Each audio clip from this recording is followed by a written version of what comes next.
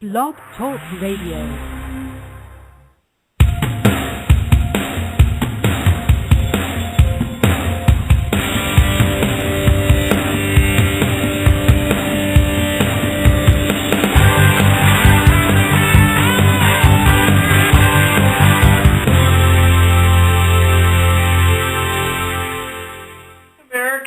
Welcome once again to Business Credit Radio. We're on blogtalkradio.com.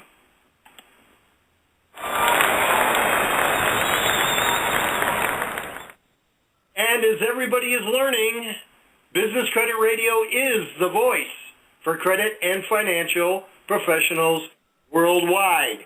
Our sponsor for the show, we do a special favor and we send them to commercial. This evening's show is partially brought to you by the Credit Management Association, a proud affiliate of the National Association of Credit Management that has helped business-to-business companies with their credit collections and financial decisions since 1883. Contact CMA at www.creditmanagementassociation.org for more details on how CMA can benefit you.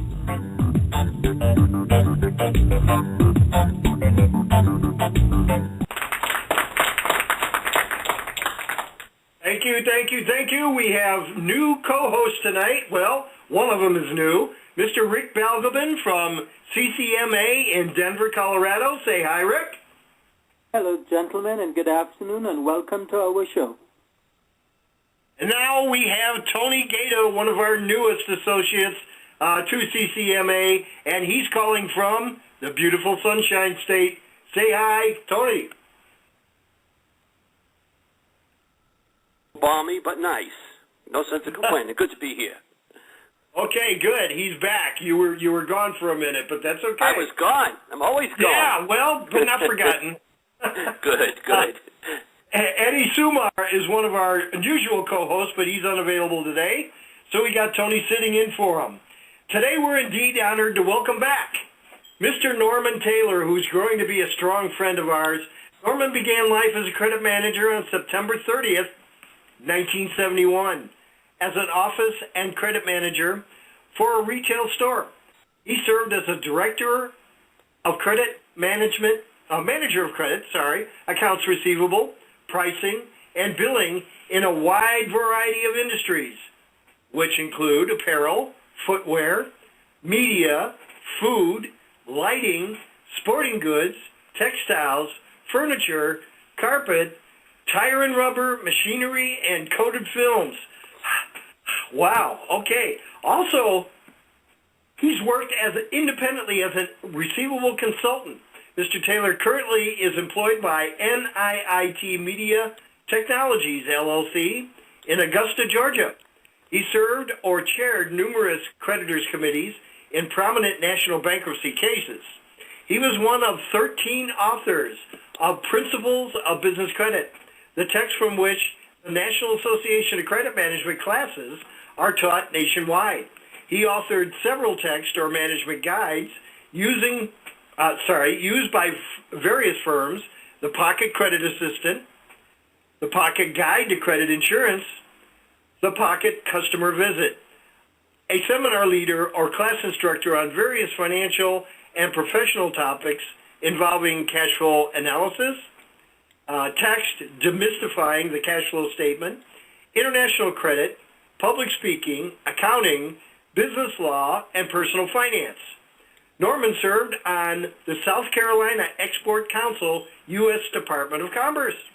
Today's discussion is ethics and legalities of credit information exchange. Welcome back, Norman. Okay, thank you, Phil. And all that said, if I was a credit manager in a brick-and-mortar retail store, I've been around a long time, right? Yes, sir.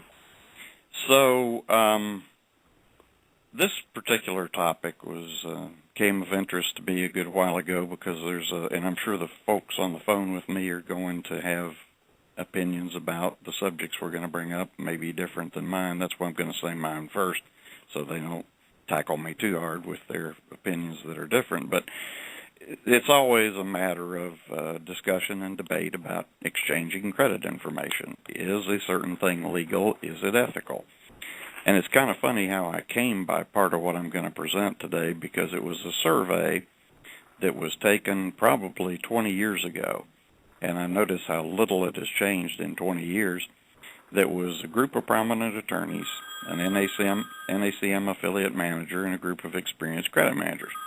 And the comical thing about this is that, to me, is that I never knew where the survey came from. One of my bosses gave it to me, and a few years later, I was talking to the affiliate manager, and he said, "I'm the guy who started that survey."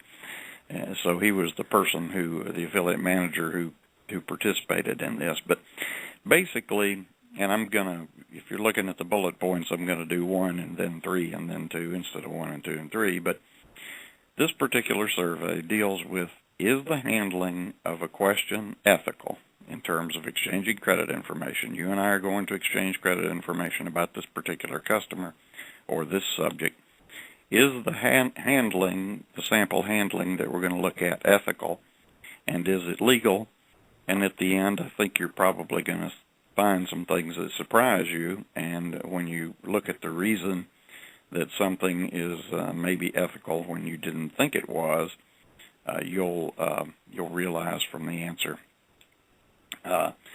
I've been to several presentations on the subject of ethics, and there was a couple of them that had either a comical title or a comical intro. One, for example, was Business Ethics, Is It the Right Thing to Do? As if it would be a matter of opinion whether we should have business ethics or not. But the second one was an older gentleman gave a presentation to a credit group I was in, and you might have to think about this a little bit, but he said, here's the ethical dilemma today in the 90s. If a customer gives you two $10 bills stuck to each other, do you tell your partner? I'm waiting for the laugh, but obviously what he omitted is you don't even think about telling the customer in his framework. His vision of what business ethics had shrunk to in the 90s was the only thing you think about is, if I got two $10 stuck together, do I tell my partner I came up with this profit? He didn't even think about telling the customer. Before I do this, I make my usual disclaimer and caveat. I don't make any assertion that my ethical framework is any better than anybody else's. And I'm not an attorney, and regardless of the legal opinions offered here, attendees should seek the advice of their own counsel. And somebody told me one time an attorney's favorite color was plaid, meaning that there could be different answers for the same question. The unique ethical environment of credit and banking. Few other professions, as far as I'm concerned, face as many ethical challenges. No other profession, except maybe sales, talks together so much about customers. Creates an inordinate number of opportunities for ethical slips. And some of the causes for conflict are we have our own personal moral viewpoint. We have the self-interest of our companies to protect. We have to maintain fair play with our fellow professionals to the extent that we can. And most important, we have to be fair to the customer. Every credit manager carries his own shingle around with him. The story I never forget is I came to one of those industries Phil mentioned at the beginning, and at the first credit group meeting it was mentioned that a certain guy who had been in the industry for 20 years was not allowed to be a member of the group. And it turned out that what he had done was given some credit group information to the president of his company, who unwisely shared it with others. And because of what his president did, this particular guy was not allowed to be in the group for a year. After a year, they decided he could come back in again. But it just reminds us that not only are we carrying our own shingle, we're carrying the responsibility of anything our company does with the information that we gather at credit group meetings or from references provided by others. So I'm not going to read. The survey was done from credit managers who submitted questions to the gentlemen who were on this pool. And it was just as we'll see various